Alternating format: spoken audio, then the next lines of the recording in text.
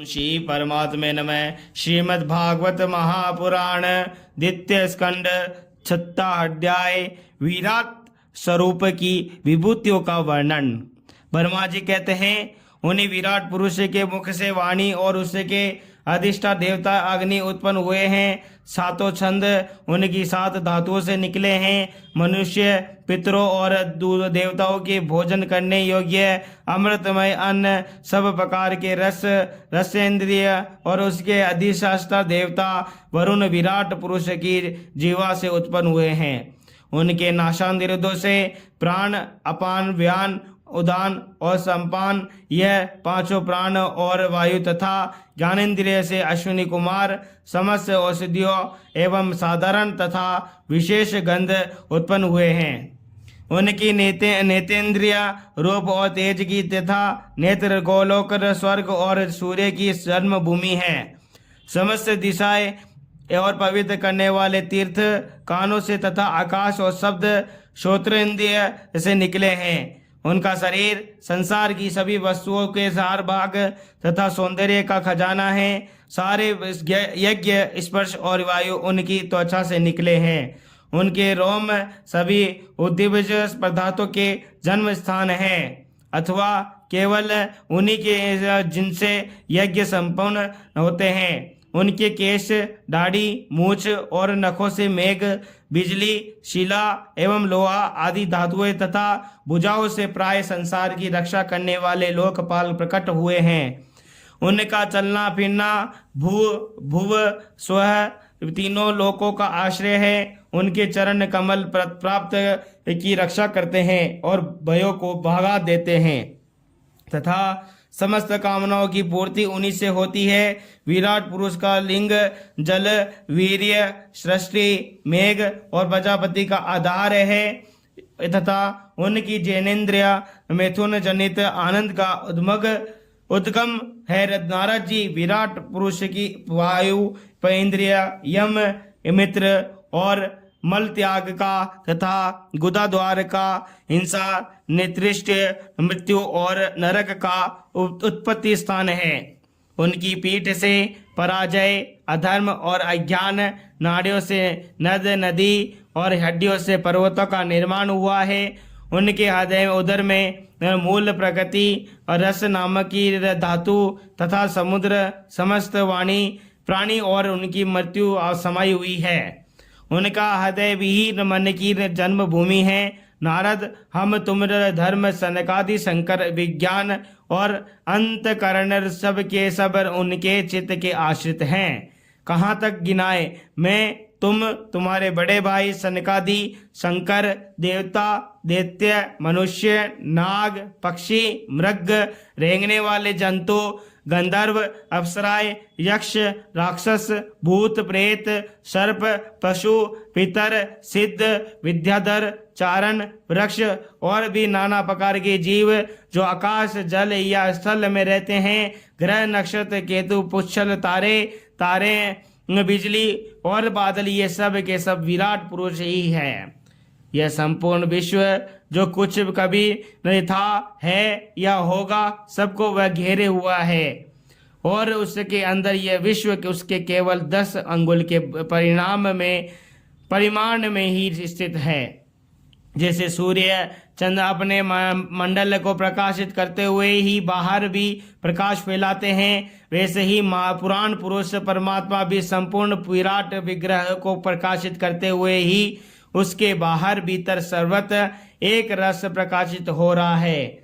मुनिवर, जो कुछ मनुष्य की क्रिया और संकल्प से बनता है उससे वह परे हैं और अमृत एवं अभय पद मोक्ष का स्वामी हैं। यही कारण है कि कोई भी उसकी महिमा का प्रार नहीं पा सकता। संपूर्ण लोक भगवान के एक पाद मात्र अंश मात्र हैं तथा उनके अंश मात्र लोकों में समस्त प्राणी निवास करते हैं।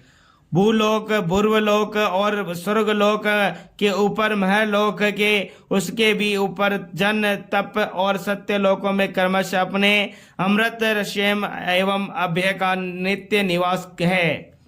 जन, तप और सत्य इन तीनों लोकों में ब्रह्मचारी, वानप्रस्थ एवं सन्यासी निवास करते हैं। दीर्घकालीन ब्रह्मचर्य से रहित गृहस्थ भूलोक, बुर्लोक और सुरलोक के भीतर ही निवास करते हैं।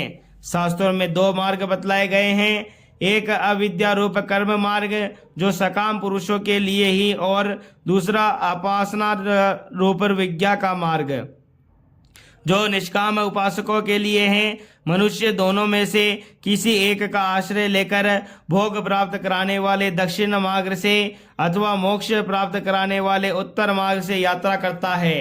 किंतु पुरुषोत्तम भगवान दोनों के आधारभूत हैं।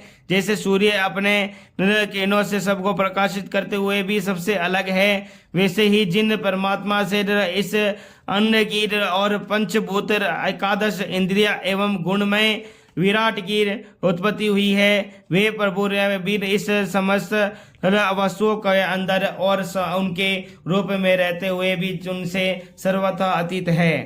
जिस समय इस विराट पुरुष के नाभि कमल से मेरा जन्म हुआ, उस समय इस पुरुष के अंगों के अतिरिक्त मुझे और कोई भी यज्ञ की सामग्री नहीं मिली। तब मैंने उनके अंगों में ही यज्ञ के पशु यूप स्तंभ, कुश, यज्ञ भूमि और यज्ञ के योग्य उत्तम काल की कल्पना की। ऋषि श्रेष्ठ यज्ञ के लिए आवश्यक पात्र आदि वस्तुएं जो चावल आदि, औषधियां, घृत आदि स्नेह पदार्थ, 6 रस, लोहा, मिट्टी, जल, ऋग, यजु, साम, चातुहोद, यज्ञों के नाम, मंत्र, दक्षिणा, व्रत, देवताओं के नाम, पति ग्रंथ, संकल्प तंत्र, अनुष्ठान की रीति, गति, मति, श्रद्धा, प्रायश्चित और समर्पण, ये समस्त यज्ञ सामग्री मैंने विराट पुरुष के अंगों में से ही इकट्ठी की है। इस प्रकार विराट पुरुष के अंगों से ही सारी सामग्री का संग्रह करके मैंने उन्हीं सामग्रियों से उन यज्ञ स्वरूप परमात्मा का यज्ञ के द्वारा यजन किया। तदंतर तुम्हारे बड़े भाई इन 9 प्रजापतियों ने अपने रचित को पूर्ण रस समाहित करके विराट एवं अंतर्यामी रूप से स्थित उस पुरुष की आराधना की। इसके पश्चात समय पर मनु ऋषि, पितर, देवता, दैत्य और मनुष्य ने यज्ञ के सारे द्वारा भगवान की आराधना की। नारद, ये संपूर्ण विश्व उन्हीं भगवान नारायण में स्थित है जो स्वयं तो प्राकृत गुणों से रहित हैं, परंतु सृष्टि के प्रारंभ में माया के द्वारा बहुत से गुण ग्रह कर लेते हैं। उन्हीं की प्रेरणा से मैं इस संसार की रचना करता हूँ। उन्हीं के अधीन होकर रुद्र इसका संहार करते हैं और वे स्वयं ही विष्णु के रूप के से इसका पालन करते हैं, क्योंकि उन्होंने सत्व, रज और तम की 3 शक्तियां स्वीकार कर रखी है। बेटा, जो कुछ तुमने पूछा था उसका उत्तर मैंने तुम्हें दे दिया। भाव या अभाव, कार्य या कारण के रूप में ऐसी कोई भी वस्तु नहीं है जो भगवान से भिन्न हो। प्यारे नारद, मैं पूर्ण प्रेम पूर्ण एवं उत्कंठित हृदय से हृदय में भगवान के स्मरण में मग्न रहता हूँ। इसी से मेरी वाणी कभी असत्य न होती ही नहीं दिखती। मेरा मन कभी असत्य संकल्प नहीं करता और मेरी इंद्रियां कभी भी मर्यादा का उल्लंघन करके कुमार्ग में नहीं जाती। मैं वेद मूर्ति हूँ, मेरा जीवन तपस्यामय है। बड़े बड़े प्रजापति मेरी वंदना करते हैं और मैं उनका स्वामी हूँ। पहले मैंने बड़ी निष्ठा से योग का सर्वांग अनुष्ठान किया था, परंतु मैं अपने मूल कारण परमात्मा के स्वरूप को नहीं जान पा सका, क्योंकि वे तो एकमात्र भक्ति से ही प्राप्त होते हैं। मैं तो परम मंगलमय एवं शरण आए हुए भक्तों को जन्म मृत्यु से छुड़ाने वाले परम कल्याण स्वरूप भगवान के चरणों को ही नमस्कार करता हूँ। उनकी माया की शक्ति अपार है। जैसे आकाश अपने अंत को नहीं जानता, वैसे ही वे अभी अपनी महिमा का विस्तार नहीं जानते। ऐसी स्थिति में दूसरों को उसका पार पा ही कैसे सकते हैं। मैं, मेरे पुत्र, तुम लोग और शंकर जी भी उनके सत्य स्वरूप को नहीं जानते, तब दूसरे देवता तो उन्हें जान ही कैसे सकते हैं। हम सब इस प्रकार मोहित कर रहे हैं कि उनकी माया के द्वारा रचे हुए जगत को भी ठीक ठीक नहीं समझ सकते। अपनी अपनी बुद्धि के अनुसार ही अटक कल लगाते हैं।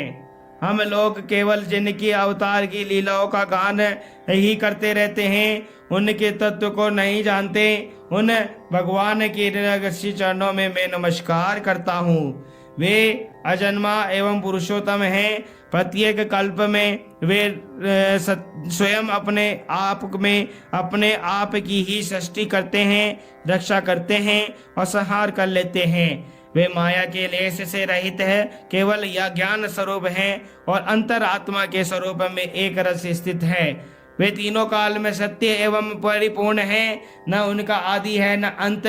वे तीनों गुणों से रहित सनातन एवं अद्वितीय है। नारद, महात्मा लोग जिस समय अपने अंतकरण, इंद्रिय और शरीर को शांत कर लेते हैं, उस समय उनका साक्षात्कार करते हैं। परंतु जब असत पुरुषों के द्वारा कुतर्कों का जाल बिछाकर उनको ढक लिया जाता है, तब उनके दर्शन नहीं हो पाते। परमात्मा का पहला अवतार विराट पुरुष है।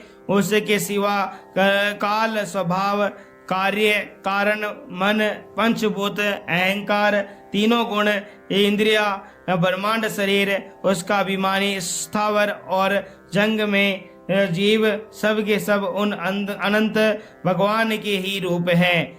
मैं शंकर, विष्णु, दक्ष आदि ये प्रजापति तुम और तुम्हारे जैसे धन्य भक्तजन, स्वर्ग लोक के आरक्षक, पक्षियों के राजा, मनुष्य लोक के राजा, नीचे के लोकों के राजा, गंधर्व विद्या के दर और चरणों के अधिनायक, यक्ष, राक्षस, सांप और नागों के स्वामी, महर्षि, पृथ्वर्ती, दैत्येंद्र, सिद्धेश्वर, दानवराज और भी भूत, प्रेत, पिशाच, भूत, कुष्मांड, जल जंतु, मर्ग और पक्षियों के स्वामी एवं संसार में जो भी जितनी वस्तुएं ऐश्वर्य, देह, तेज, इंद्रिय बल, मनोबल, शरीर वाल और या क्षमा से युक्त हैं, अथवा जो भी विशेष सौंदर्य, लज्जा, वैभव तथा विभूति से युक्त है, एवं जितनी भी वस्तुएं अद्भुत वर्ण वाली रूपवान हैं या अरूप हैं, वे सब के सब परम तत्व में भगवत स्वरूप ही है। नारद, इसके सिवा परम पुरुष परमात्मा के परम पवित्र एवं परम प्रधान लीला अवतार भी शास्त्रों में वर्णित है। उनका मैं क्रमश वर्णन करता हूँ। उनके चरित्र सुनने में बड़े मधुर एवं श्रवण इंद्रिय के दोषों को दूर करने वाले हैं। तुम सावधान होकर उनका रस लो। बोलो श्री कृष्ण भगवान की जय हो।